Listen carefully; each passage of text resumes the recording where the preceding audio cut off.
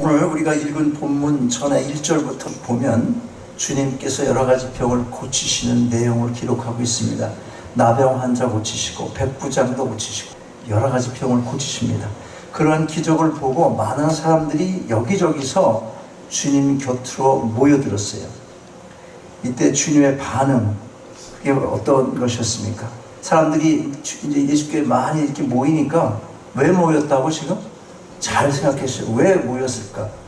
말씀을 이렇게 전하는데 너 죄인이야 회개해 그래서 많이 모였어요? 아니고 병 고쳐주니까 많이 모였어요. 18절 보니까 무리가 자기 옆에 둘러서 있는 걸 보시고 제자들에게 건너편으로 가자고 말씀하십니다. 왜 그런 거예요? 딴 생각으로 왔으니까. 사람들이 딴 생각으로 왔어. 그래서 피하신다. 진리라는 것은 많은 사람들에게 대접을 받고 칭송을 받는 그런 자리가 아니라 오히려 그것들에게서 떨어질 때 내 안에 깊게 뿌리 내리기 때문에 그런 것입니다. 여러분, 많은 사람들이 모인 곳에서 내 외로움이라든지 내 진실한 마음 속에 있는 것들이 이렇게 잘 살아나지 않습니다. 군중과 묻혀서 거기에 편성하는 겁니다. 그들이 좋아하면 나도 그들 따라가고 싶고, 거기서 어떤 사람이 빛나면 나도 저렇게 빛나고 싶다. 그리고 사람 숫자가 많을수록 나는 더 큰 교회에 가서, 더 큰 자리에 가서, 더 많은 사람 모이는 데 가서 그런 대우 받으며 그렇게 살고 싶다. 이런 것, 신앙생활을 하더라도 그런 생각들이 자꾸 온다는 거예요. 그런데 진리는 그렇지 않다는 거예요. 많은 사람들에게 대접받고 많은 사람들에게 눈에 띄는 그것이 아니라 조금은 고독해지고 외로운 길로 내가 갈 때, 그때 내 안에 깊게 뿌리가 내리게 된다 하는 것, 그게 성경적인 원리인 것입니다.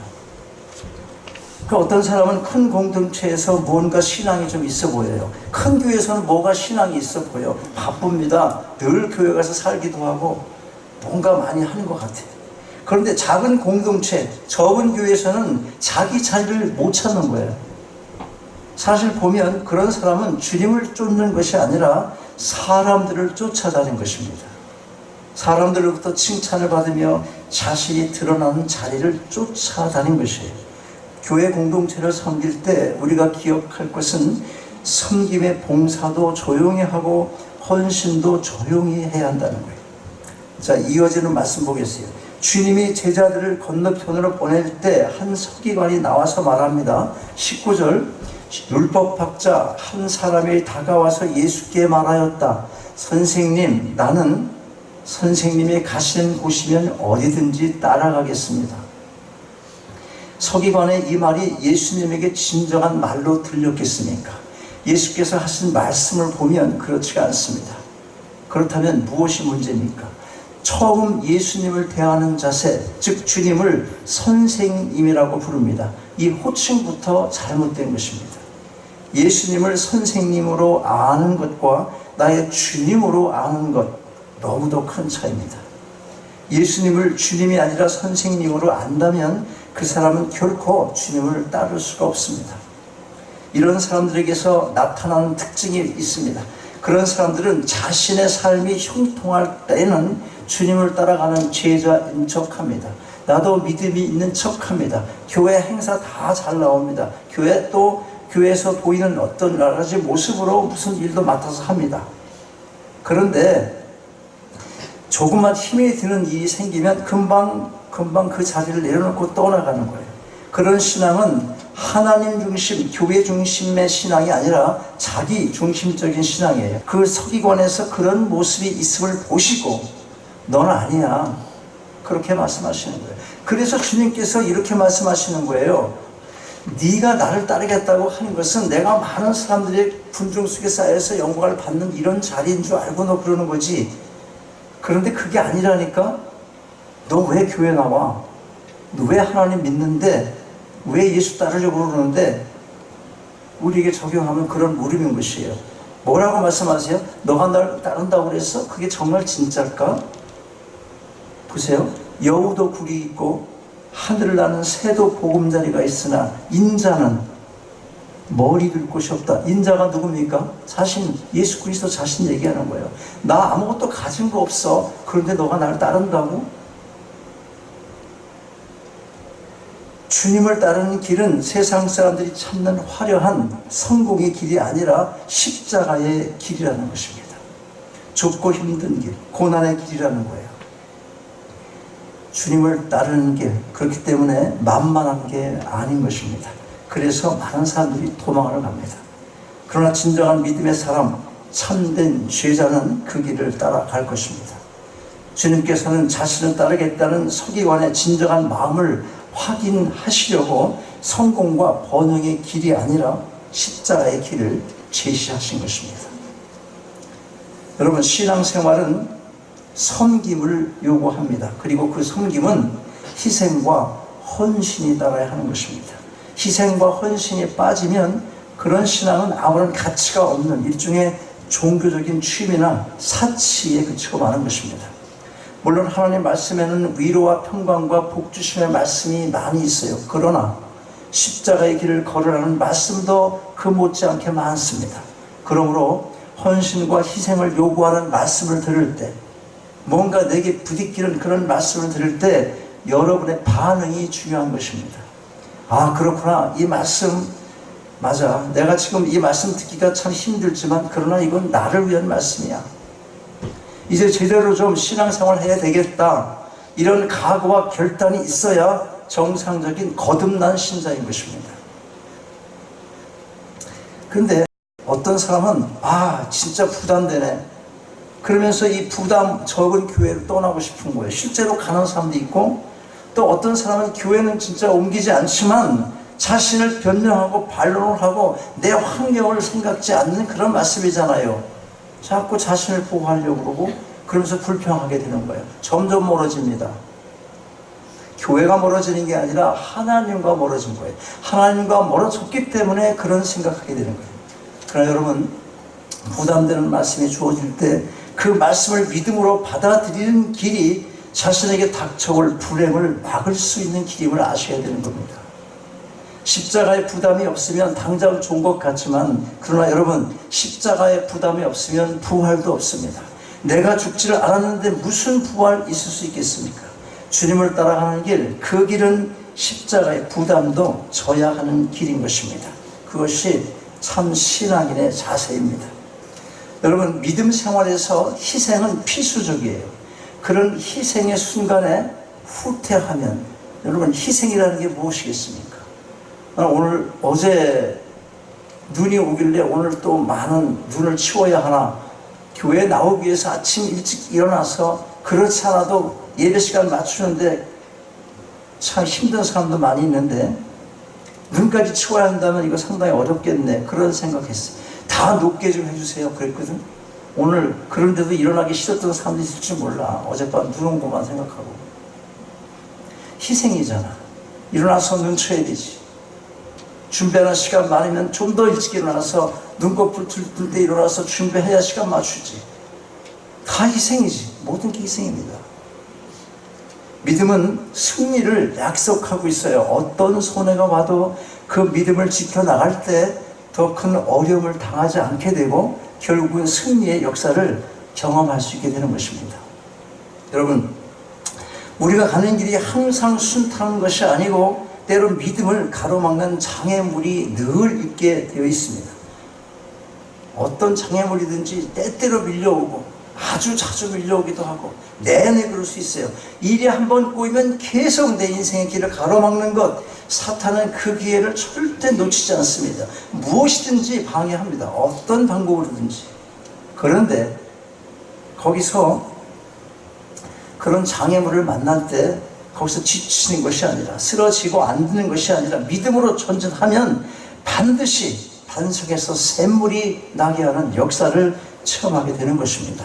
조금 어렵다고 그때 뒤로 물러서고 변명하면 그런 사람 별 볼 일 없는 사람, 그런 사람이에요. 별 볼 일 없는 사람이에요. 그런 사람을 주님은 제자로 삼을 수 없다는 것을 알려주기 위해서 주님께서 말씀하신 거예요. 어떻게? 여우도 굴이 있고 하늘을 나는 새도 보금자리가 있으나 인자는 머리 둘 곳이 없다. 나를 따르려면 이런 고난과 고통이 있을 수 있는데 따라오겠느냐? 머리 둘 곳 없는 곳, 잠잘 곳 없는 곳, 새들도 있는 그런 것도 없다는 거예요. 힘든 길이잖아요. 이런 길을 따라오려고 그러는 것, 뭐 때문에 따라올 수 있어? 나를 보내주신 주님의 그 은혜가 감격스러웠어. 눈물로도 갚을 수 없는 그 한평생의 내 자신의 신앙이 예수 그리스도의 십자가의 피로 내 온몸을 적시는 그런 마음에서만 나올 수 있는 거예요. 그런데 그때 서기관에게 하신 말씀을 주님을 따르는 제자 중 한 사람이 또 들었어요. 그리고 그 사람이 이런 말을 해요. 주님, 근데 말이죠, 제가 먼저 가서 우리 아버지 장례를 좀 치르도록 허락을 해주셨으면 좋겠습니다. 여우도 굴이 있고 하늘 나는 새도 보금자리가 있으나 인자는 머리 둘 곳 없다, 이런 소리를 들은 또 한 사람, 그 사람이 말하는 거예요. 주님, 근데 제가 먼저 가서 아버지 장례를 치르면 안 될까요? 이 말을 들으신 주님은 이렇게 말하죠. 죽은 자는 죽은 자가 장사하게 하고 너는 나를 따르라.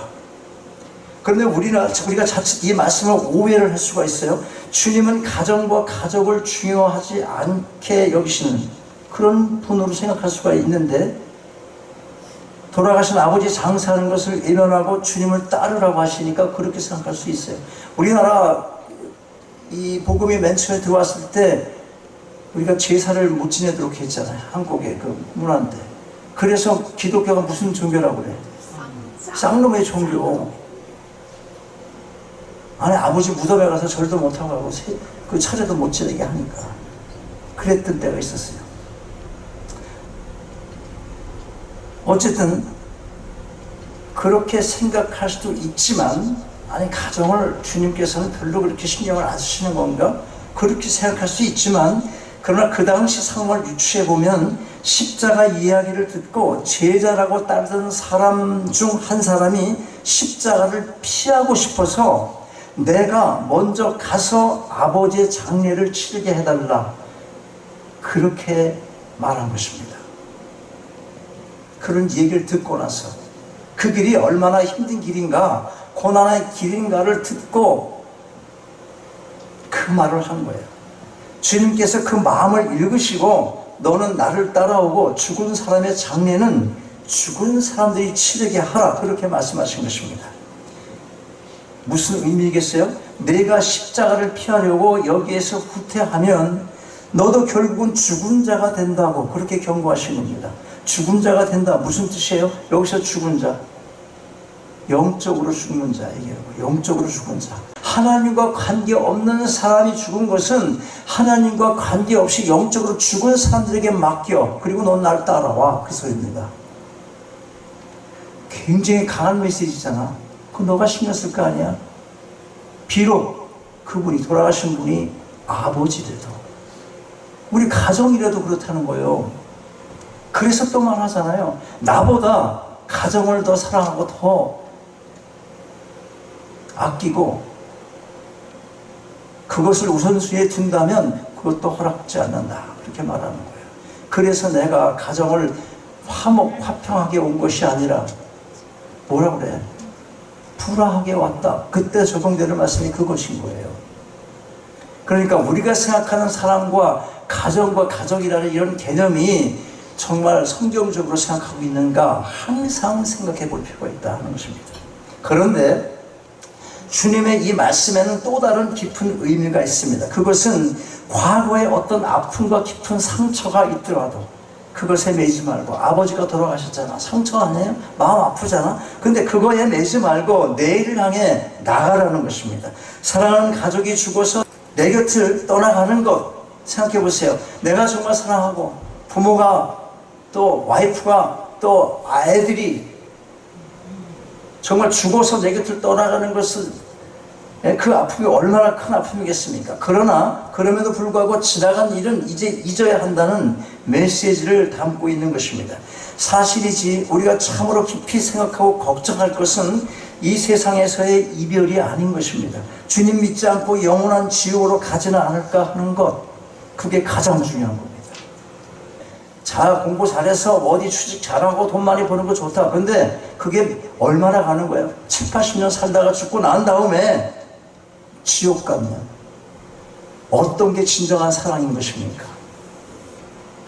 이 심각한 것을 생각하지 못하는 미련한 인생들이 얼마나 많은지 몰라요.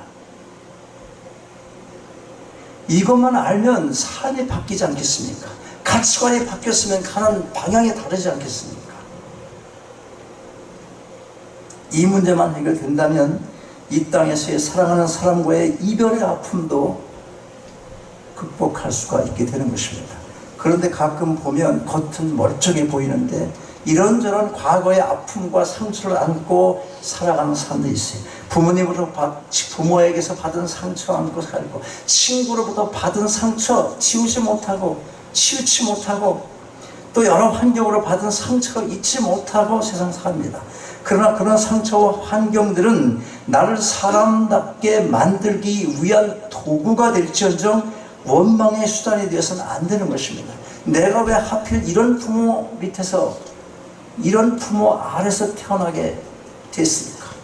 내가 왜 시골 구석에서 태어나가지고 이런 거. 여러분, 이거는 좁은 내 옆에 관계에서도 생각할 수 있어요. 누구 때문에 내 신앙이 자라지 않는다. 누구 때문에 신앙생활을 못하겠네. 누구 때문에, 그것 때문에 뭐 교회 나오는 게 찜찜하네. 이런 생각 있으면 버려야 하는 겁니다. 다 사단이 주는 생각들이. 중요한 것이 뭐겠습니까? 애적인 환경이나 상황이 어떠한가, 그게 중요한 것이 아니라 그런 장애물에 대한 내 자신의 반응, 그것이 어떠한가, 내 반응이 어떠한가. 중요한 게 그거라는 거예요. 조금 전에 비디오 봤죠, 동영상. 레나 마리아,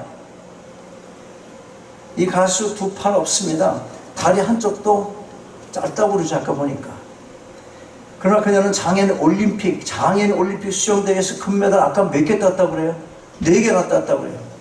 복음을 담은 좋은 노래로 많은 사람들을 변화시키는 삶입니다. 어렸을 때 수영을 했습니다. 수영 배우는 게 목적이면 이상한 사람인 거예요. 금메달 따는 게 목적이면 이상한 사람이에요. 아직도 정신을 못 차린 사람이에요. 세상에서 출세하는 게 목적, 그거면 이 사람 아직 하나님 못 만난 사람이에요. 교회로 나가는데요, 교회 백날 나와도 소용없는 거예요. 교회 다니면서도 전부 세상적인 욕망과 그 목적으로 산다면 아무 소용없는 거예요. 복음 담는 좋은 노래 부르고 그걸로 뭐 합니까? 지금 증거하러 다니잖아. 증인된 삶을 살아가는 거예요. 내가 무엇을 하든, 내가 악기를 배우든 무엇을 하든, 무엇으로 이름을 내든 그것이 자체가 목적이 아니라 복음을 전할 수 있는 그릇으로 내가 사용된다는 것. 그게 궁극적인 목적이 하는 것입니다. 중국어를 왜 배웁니까? 한국말을 왜 배웁니까? 스페니쉬를 왜 배웁니까? 남한테 자랑하려고? 좋은 데 취직하려고? 그럼 좋은 데 취직을 왜 합니까? 하나님 복음을 전하려고. 이런 가치관과 세계관에서 여러분의 목표가 설정되어야 하는 것입니다. 2020년 한 해 여러분 목표가 뚜렷해지길 바랍니다. 자, 여러분, 아무리 어려운 환경에 처해도 우리는 얼마든지 그 환경을 유익한 것으로 만들 수가 있습니다. 우리가 무엇보다도 극복해야 할 것은 자신의 문제예요. 자신이 처한 환경과 상황을 극복해야 합니다. 특별히 자기 기준이나 기분대로 살지 말아야 되는 거예요. 성경 말씀을 기초한 객관적인 기준으로 자기의 삶을 균형 있게 살아가야 하는 것입니다. 그런데 요즘 보면 얼마나 많은 사람들이 자기 기분에 따라서 자기 중심적으로 사는지 모릅니다. 교회 공동체에서도 그런 사람들 너무나 많이 있어요. 교회 역시 공동체이긴 하지만 세상의 단체와는 그 근본 뿌리가 다르다는 것 항상 기억해야 합니다. 교회의 머리는 예수 그리스도이십니다. 그분을 따라서 그분의 목적을 이루어가는 일이 하나가 되어야 되는 거예요. 그 일이 하나가 돼요. 그것을 목적하여 이 땅에 사는 내 목표도 정해져야 하는 것입니다. 여러분, 우리가 겸손히 자신을 돌아보며 정리할 것 과감히 정리하고 주님만을 바라보고 나아가야 할 것입니다. 우리가 주님을 잘 따르기 위해서는 내가 바꿀 수 있는 것은 그것이 무엇이든지 과감히 바꿔야 합니다. 마음을 바꾸고 생활 습관을 바꾸고 필요하다면 내가 자주 만나는 사람도 바꿔야 되는 거예요. 더 나아가서 직업도 바꿔야 될 것 같다면 바꾸셔야 하는 거예요. 전도도 마찬가지입니다. 과감히 결단하고 말하고 실제적인 태도를 보여줘야 돼요. 어떤 사람은 자신의 삶의 모범을 보여주면 저절로 전도가 된다 그렇게 생각하지만 실제로 이 세상은 그렇게 살 수 있도록 우리 환경이 되질 못합니다. 우리가 좋은 모습을 보면 사람 착하다는 말은 들을 수 있겠지만 거기서 끝나고 마는 거예요. 다음 대에 복음을 전하고 과감히 교회로 데리고 나와야 하는 것입니다. 그래서 성경은 강권하여 자리를 채우라 그렇게 말씀해요. 혹시 내가 잘해서 그 사람을 감동시켜서 스스로 나오게 하겠다 뭐 그런 생각한다면 그건 절대로 가능성이 없다는 걸 아셔야 돼요. 아무리 잘해도 교회에 나올 만큼 세상 사람들을 감동시킬 사람도 없습니다. 교회가 그만큼 땅에 떨어졌기 때문에 그런 거예요.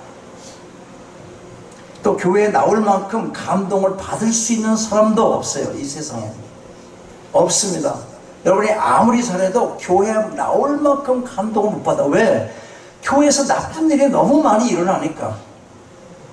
무슨 수로 감동시켜서 교회 데리고 나와? 그거 갖고는 안 돼요. 그것은 또 성경적인 원리도 아닌 것입니다. 우리의 행동이 다른 사람들 보기에 좋으면 얼마나 좋아 보일 수 있겠어요? 여러분 스스로 생각해 보세요. 여러분이 다른 사람에게 잘해주고 나를 보고 내 모습을 보고 하나님을 만날 수 있을 것 같다, 교회에 나올 것 같다 그렇게 생각한다면 여러분이 좋아 보이면 얼마나 좋아 보일 수 있겠어요? 얼마나. 지금 사람들은 그 속도 잘 압니다. 금방 들키는 거예요. 내 삶이 좀 부족해도 용기 있게 복음을 전하고 말씀을 전하고 과감히 교회를 이끌고 나와야 되는 것입니다. 왜 그렇습니까? 복음이 능력이기 때문에 그런 것입니다. 말씀을 맺겠습니다. 주님을 따르는 삶을 살기 위해서 우리가 가장 우선순위에 두어야 할 것은 주님과의 관계입니다. 버릴 것 버리고 과감히 주님을 쫓을 때 그 버린 것의 몇 배를 주님이 보상해 주실 것입니다.